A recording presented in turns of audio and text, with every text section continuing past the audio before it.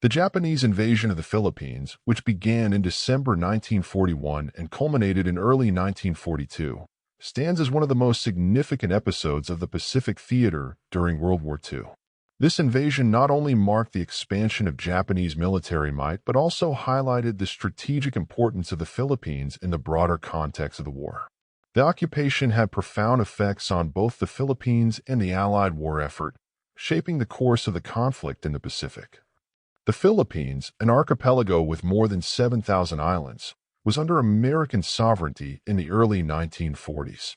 Recognizing its strategic value, both the United States and Japan viewed control of the Philippines as crucial. The islands served as a vital link for supply routes, and their capture would provide a strategic base for further Japanese advances in Southeast Asia and the Pacific. The Japanese invasion began on December 8, 1941, just 10 hours after the attack on Pearl Harbor. Japanese planes launched a devastating air assault on Clark Field and other military installations, destroying much of the American air power in the region. This initial strike was followed by a series of landings on the northern island of Luzon, starting on December 10, 1941. The main Japanese invasion force, commanded by General Masaharu Homma, landed at Lingayen Gulf on December 22, 1941. The Japanese quickly established a beachhead and began their push towards Manila, the capital of the Philippines. The American and Filipino forces, led by General Douglas MacArthur, attempted to resist the Japanese advance. Despite their efforts, they were outnumbered and outgunned. The defenders adopted a strategy of delaying actions, hoping to buy time for reinforcements that never arrived. As the Japanese forces advanced, MacArthur declared Manila an open city to prevent its destruction, and the defenders retreated to the Bataan Peninsula and the island fortress of Corregidor. The Battle of Bataan, which lasted from January 7 to April 9, 1942, was one of the most grueling and desperate campaigns of the Pacific War. The defenders, composed of American and Filipino troops, faced severe shortages of food, medicine, and ammunition. Despite these hardships, they mounted a determined defense against the superior Japanese forces. The Japanese implemented a strategy of attrition, gradually wearing down the defenders.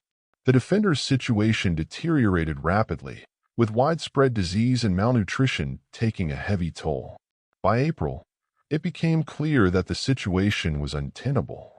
General Edward P. King, commanding the forces on Bataan, surrendered on April 9, 1942, leading to the infamous Bataan Death March. Following the surrender of Bataan, approximately 76,000 American and Filipino soldiers were forced to march over 65 miles under brutal conditions to prisoner-of-war camps. The Bataan Death March became synonymous with Japanese wartime atrocities, as thousands of prisoners died from starvation, dehydration, and brutal treatment by their captors. After the fall of Bataan, the last stronghold of American and Filipino forces was the island fortress of Corregidor, located at the entrance of Manila Bay. The Japanese subjected Corregidor to intense aerial and artillery bombardment. Despite the valiant defense, the situation became increasingly desperate. On May 6, 1942, General Jonathan Wainwright, who had assumed command after MacArthur's evacuation to Australia, surrendered Corregidor to the Japanese. This marked the end of organized resistance in the Philippines.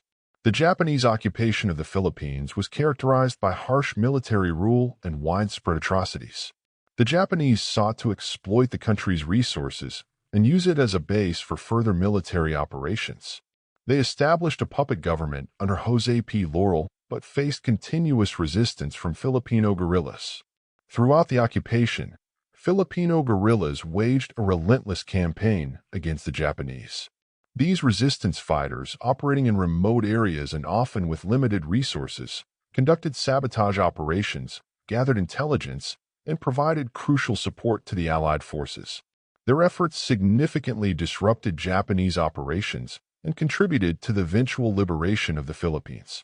In October 1944, General Douglas MacArthur fulfilled his famous promise, "I shall return," by leading the Allied invasion of Leyte, marking the beginning of the liberation of the Philippines.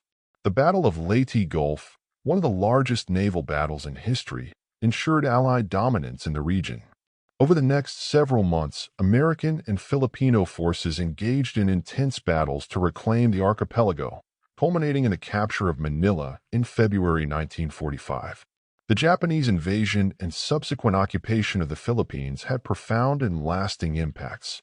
The Philippines suffered immense human and material losses, with an estimated 1 million Filipinos perishing during the war.